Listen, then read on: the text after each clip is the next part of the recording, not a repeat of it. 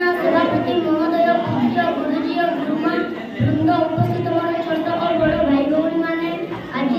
पवित्र स्वाधीनता दिवस विषय फिलिप्स स्वाधीन संस्था छात्र अच्छी कर सुजोग मिली धन्य मन कर आज हूँ अगस्ट मास 15 तारीख आम देशर 77तम स्वाधीनता दिवस 1947 मसीहा अगस्ट मास 15 तारीख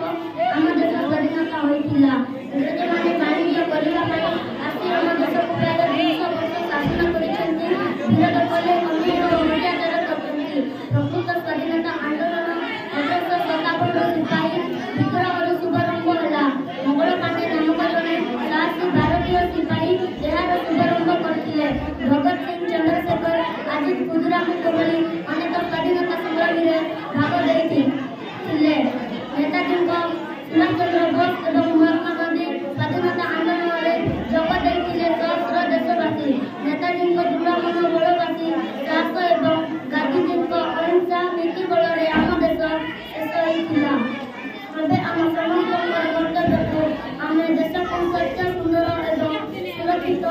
ରଖିବା ଅଖଣ୍ଡ ଭାରତବର୍ଷ ଗଠନରେ ଯେଉଁମାନେ ନିଜ ଜୀବନକୁ ଉତ୍ସର୍ଗୀକୃତ କରିଥିଲେ ସେମାନେ ଆମର ପୂଜ୍ୟ ମନୁଷ୍ୟ ମୁଁ ଏତିକି କହି ମୋର